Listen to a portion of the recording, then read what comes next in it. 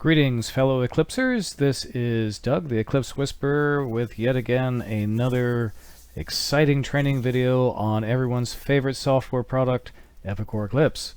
And this is going to be the final in the series of 3 on the pricing matrix. And this is going to be just a quickie on rebates. So, as we had talked earlier on the other 2 videos, when you set up your system, you put in a standard pricing matrix, and we had mentioned that, let's see here, looking up our test customer, in a standard pricing matrix, you assign a price class to the customer, and then you assign a cell group to the product. Let me find a product here real quick. Let's do that one. And group maintenance and blah blah blah blah blah. And okay, so your customers are grouped by price class, your products are grouped into groups of product cell groups, and then you use one of the several tools in price maintenance. The quick cell matrix is the one that's most often used, and you can enter in your matrix formulas. I'm going to view this from the small customer point of view. And here you put in the formulas and the pricing bases. Hopefully all this sounds familiar because we just went through all this in the other previous videos. And I would hate to think that you just jump ahead and not watch all of my exciting videos. Anyway, so what this quick cell matrix is showing us is for any customer that is classified in the price class small. If you sell them a product that is in the cell group, say 50, 40, 30, 20, then their price is going to be the calc cost basis price plus a markup of 100%, which gives you the 50% gross margin. Blah blah blah. And as we said, with the standard matrix, you don't have expiration dates on this, and you would never do hard dollar values. They're always formulas. And as we said, calc cost is, you can do the price basis on anything. In our system, calc cost or commission cost, as it's known in the internal parts of the system, is what we use for our formulas. All right. And then we talked a little bit about contracts, and we said contracts are kind of an unusual breed of cat in that they are particular to a customer. So the whole point of a contract is to override the standard pricing matrix for a small subset of parts that are very cost conscious to a particular customer or particular job. And you can put the matrix pricing specific to a customer, but that is not suggested because it's too easy to lose track of and get yourself really fouled up. So you create a artificial customer record, which we said, in our old system, start with ACON for a contract. And once you create that record, and that's just a reference point, then you do all the formulas in the quick cell matrix for this, and then on the customers that you want this contract pricing assigned to, you go into that customer's record, not the contract, and you assign that contract to a customer one at a time, groups of customers, a particular set of jobs, that type of thing, and then that contract pricing applies. As we said with contracts, you should never have them open-ended. They should have a clear termination point, so you're not giving away the farm, and you should never have hard dollar values. And as we said, of course, you're going to ignore all my advice, or management will ignore all of my advice and make you do all the wrong things anyway, and God's bless you. They did it to me for 17 years. I guarantee they will do it to you. So we were saying, when you go to enter in Contract items using quick cell matrix again, and use the customer. And we're going to do Acon Z test here. Alright, and here we have our specific products. Usually contracts are fairly small, usually less than 100 products or so. So they're entered in one at a time with specific formulas. This is how it should look, a formula. This is how it should never look, which is a hard dollar value, which is denoted by the $sign. And we mentioned all this wonderful stuff is in the wonderful great big book of Eclipse, which you can get to by either hitting help here, and sometimes it will pull it up, the specific thing, or sometimes you'll have to poke around in the index or the search, or sometimes you just go to the big book of help, which you can get here, and look through it by subject matter. Anyway, the Eclipse Master Manual, or what I like to consider God's Bible, the real one, not that silly hokey-pokey one that King James had some meddling with, is your friend. It's really hard to read, but really everything you need is in there. I'm not a super genius. I just am an insomniac and have read the damn thing a lot. Anyway, so yeah, so we're saying, so contract looks like this. Okay, now what the hell is a rebate? Well, the contract overrides the standard selling price to the customer on the standard pricing matrix.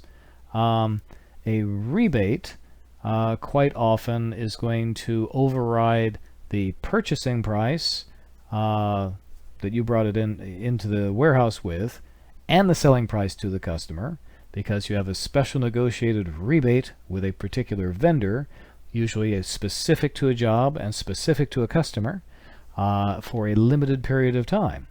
And in order to get your claw back, get your money back, so you're not losing your ass on selling this thing for below what you paid for it, you've got to file that rebate claim, and with some luck your vendors will send you a nice check.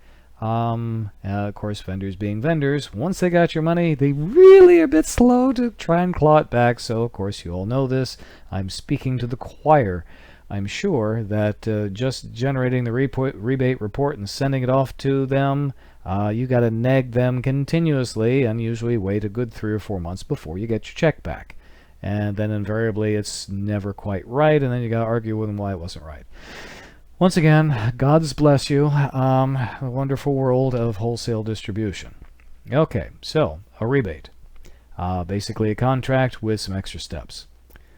All right, so a rebate is going to go about being created in the same kind of way, and as we said in my system, in old systems, they suggested that you do a ARAB for a rebate. I'm suggesting you do Z, so it's at the end, not mixed in with AAA contractors and able contractors and that shit.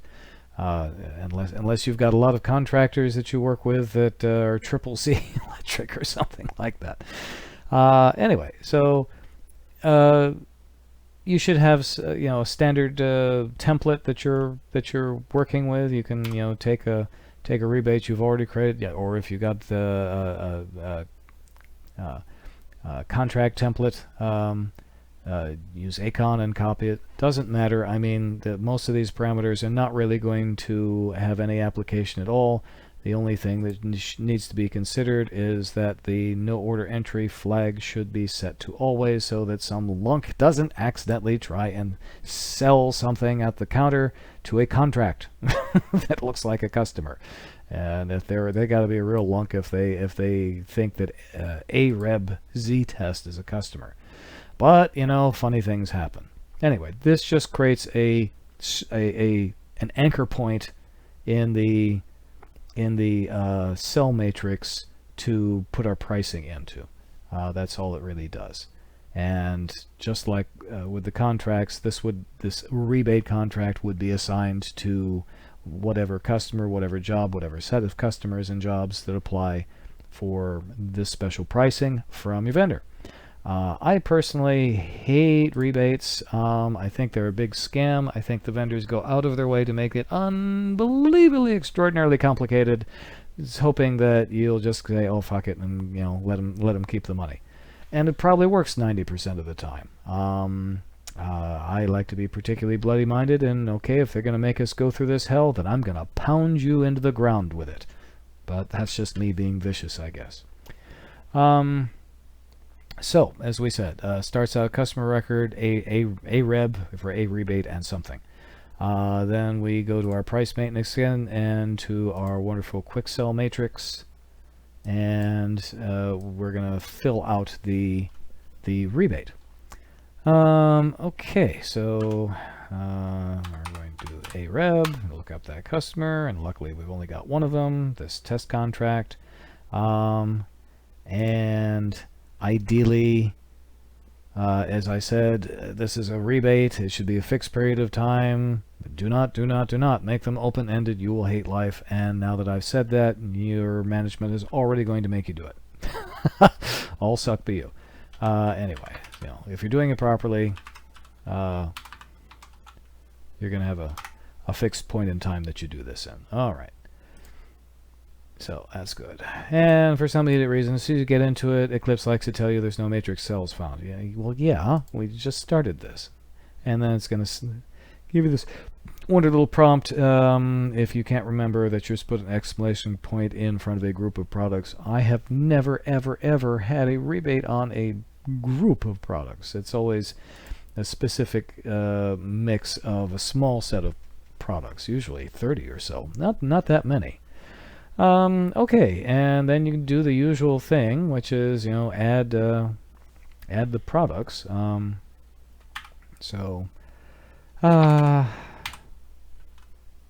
have some test products here. We'll put in there. We're gonna this is gonna be a standard, simple rebate, so no price breaks.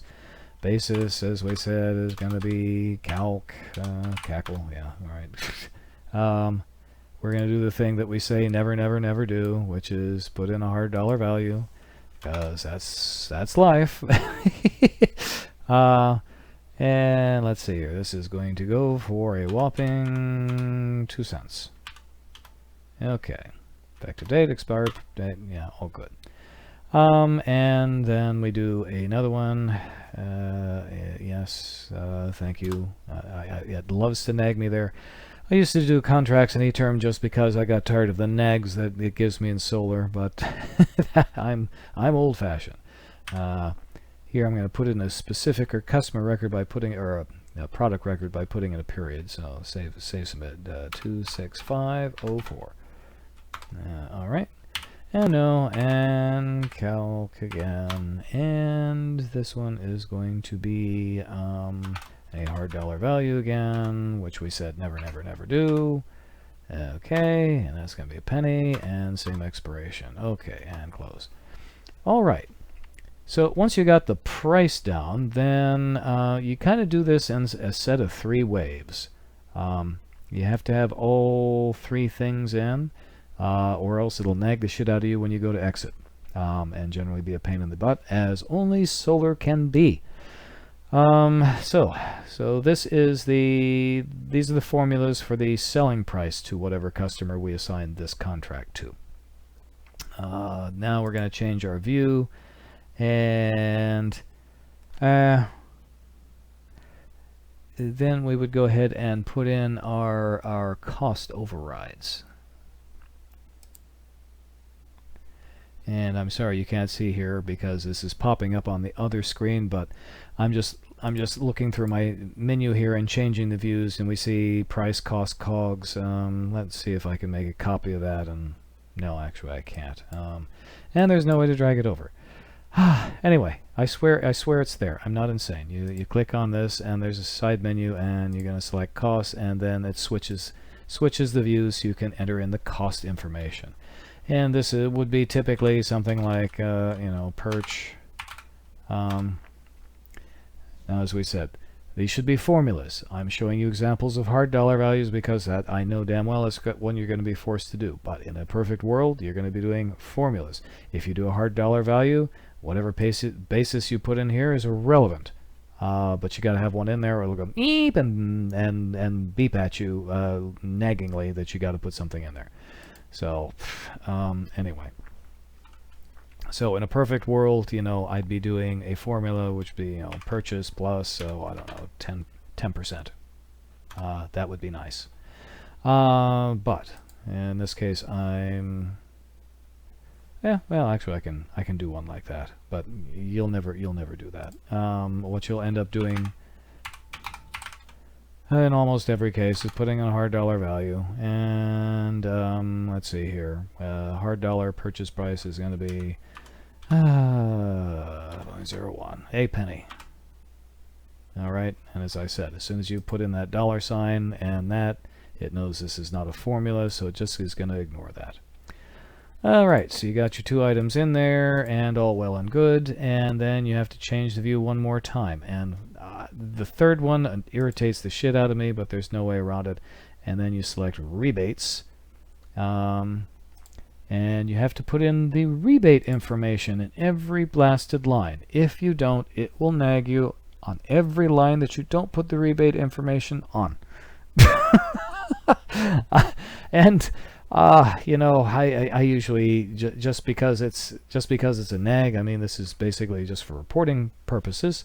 I just put the bare minimum in there to make it make sense, but just so I can get past the nags. But if you want to be more involved in it, you can put the real contract number, 1779 983 or something like that. Okay, vendor name, Z vendor.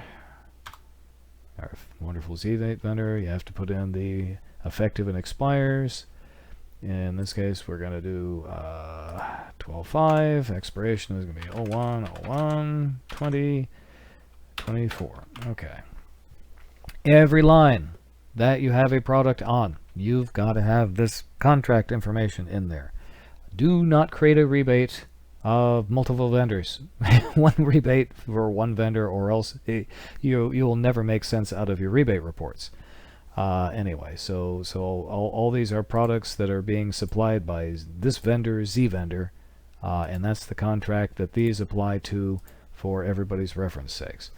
You could type all this in each blasted line if you want, but as a shortcut, since you're in Solar, you can copy and paste. So you can do Control C and Control V, and just all the way around.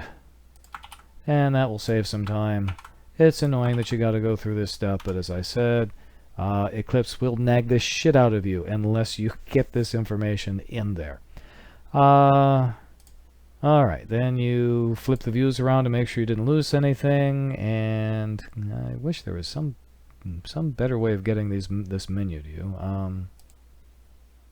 Anyway, as I promised, although you can't see it on the screen, as soon as you click on this hourglass, you'll see a drop-down menu of about 15 or so different view options, and all I'm going is the first view is prices, and then I'm doing the costs and making sure that's all filled out, and then I'm going over here and I'm doing rebates and making sure the rebate information is. Once I'm sure all that's valid, then I go ahead and save the data. That I can at least drag over. You can see the log file. Why did I make the changes? Okay. Quite often, when you go to do that save and go to exit, you're going to get a nag. And you're going to get a nag because you didn't put that rebate information that I just told you have to have in there, or else you get the nag. You're going to forget it, or you're going to ignore me, and you're going to do it anyway. Just like I did many times. That's the reason for the nag. Go back in there and fix it, or else you'll hear the nag forever. Anyway, and you close that. So, that is basically how the rebate is created, and Eclipse is very good. It'll do its thing behind the scenes, and go ahead and click off and record that. As we said, you have to be sure to assign it to a customer, or else it won't work. So, in this case, let's see here.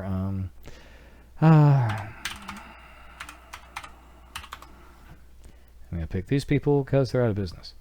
Yeah, credit controls and credit controls, pricing and customer printing and pricing and contracts, and here I would add to their contract list the AREB, and once I save that, then anytime Longhorn goes to buy one of those 2 test products, then they're going to get the special pricing. As I said, there's a control maintenance setting in there that tells the system to that either give the customer the first price it lands on, starting at the matrix, I assume, and whatever first contract shows up on the list, I guess, or go through all the matrices that apply and all of the contracts that might be applied to this customer and find the lowest price that part is on one of those.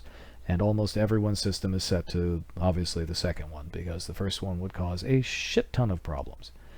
Anyway, I'm going to cancel that, but that's how you would assign this rebate to a customer. More than likely, you'd be assigning to a series of customers. Okay, the next bit. So as I mentioned before, I think vendors are ninnies. They're only slightly more of a pain in the ass to deal with than outside salesmen. But sorry, they're outside salesmen. I know I can poke fun at them because the likelihood they'd be sitting down on a Tuesday night and watching a training video on Eclipse, I'm pretty sure the world would come to an end if such a thing would happen. Salesmen are busy doing important things, like grooming their hair. Anyway, so each vendor is gonna drag you naked sideways through a knothole in any particular way they can. Each one has their own expectations of what they want out of you. Some vendors are gonna want you to send that rebate report monthly. Some of them are fine quarterly. Some of them are fine once a year. Each one, I guarantee you, is going to be different. And they're going to want different things on the report. In some cases, like Eaton Cutler Hammer, their rebates, they have a portal you go into, and you have to type it all in one at a time manually into their web portal. That's the only way to get it in there. God's helped the poor guy that has to enter that in there in the web portal. I'm sure Eaton is not the only company that does that. A company like Lutron, they like their report monthly, and they give you a spreadsheet, and the spreadsheet is locked and damaged, and it has to be in that particular format, and you will have to nag them 3 or 4 times to get the unlocked, undamaged spreadsheet that you can actually work with. And then, of course, the way they have it particularly set up, they are proctologists. They want to know how much you sold it to the customer for, what customer, at what time, at what sales order. And I think they have no right to be asking you how much your, what your relationship with particular customers are. But hey, neither here nor there. The only tool that you've really got to get the information out of is the Customer Rebate Report, which you will find in Eclipse under. Hopefully somewhere under here, reports, it should be the end of months reports, and I think it's the customer reports. Where is it? There it is, customer sales rebate. And this works pretty good, pretty straightforward. I won't run this right now because since we were just doing a test rebate, I don't have any active rebates in this system to show you any type of active report. But usually this is going to be a first step. The likelihood of a vendor being able to being willing to take just what comes out of this rebate report and go with it, unlikely. What you're going to do is you're going to run this report. You're going to take the limited information it gives you. You're going to have to add some more information to a spreadsheet and then email it off to someone, then nag the hell out of them to get your rebate check.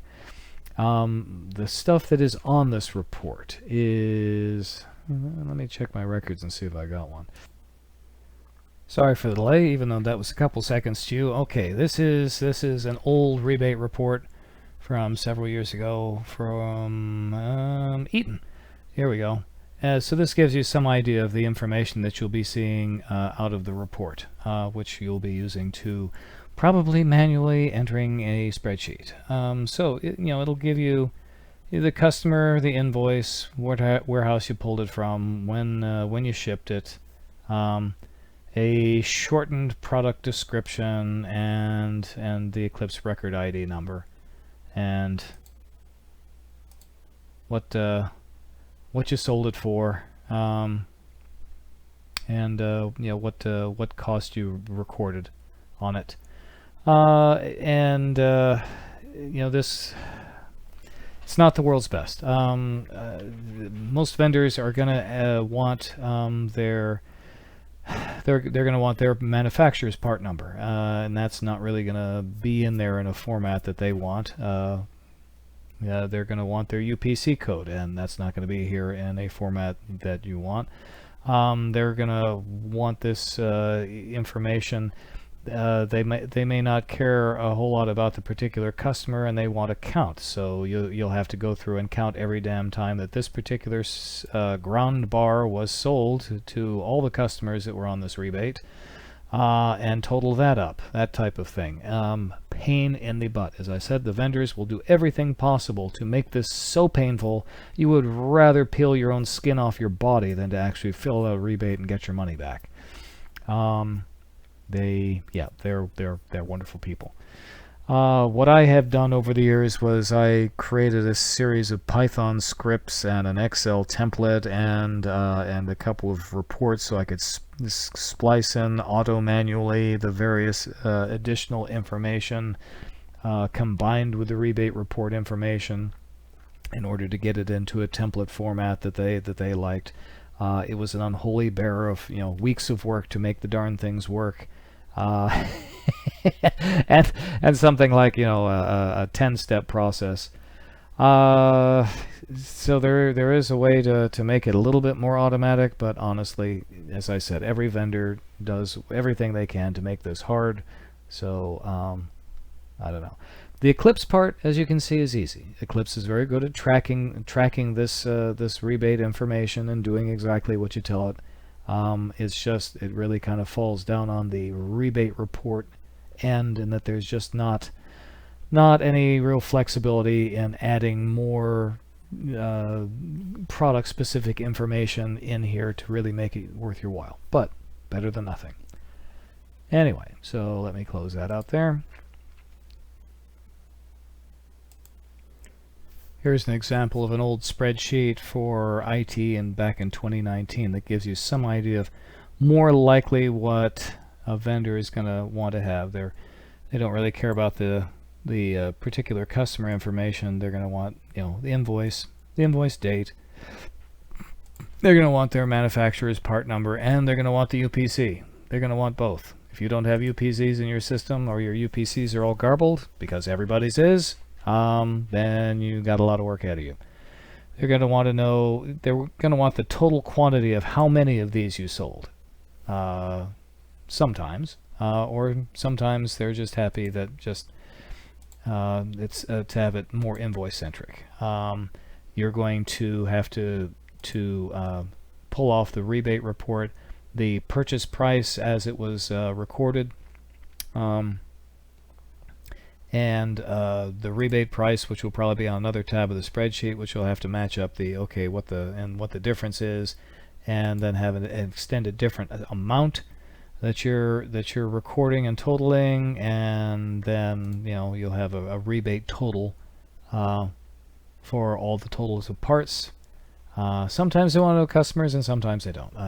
As I said, every vendor is playing their own little funny shell game. 5-guard Monty, whatever the hell, hide the queen. If you're the guy that does Eclipse in the company, more than likely you're going to be doing this because the purchasing department is going to plead ignorance and go, we don't know how to use spreadsheets, because most normal human beings would rather gnaw off their own legs than have to do this process. Anyway, so that is simple rebates in a nutshell. As I said, with everything with Eclipse, there's got to be at least a dozen different ways of doing some such similar, and probably a million different variants that you can do. on quantity breaks and buy overrides and sell overrides and all kinds of kooky stuff. But that's what the common things that I was used to doing, or still do. Anyway, I hope this was useful for you. Thank you for your time and attention. And gods, I sure hope you have better things to do with your life than me recording this at 9:37 p.m. on a Tuesday, because there's nothing on Netflix. Oh boy, I need to get a life. Anyway, could be worse. Keeps me from drinking. Everyone have a wonderful evening, and I will talk to you next time. This is Doug Fashing. Good night and good evening.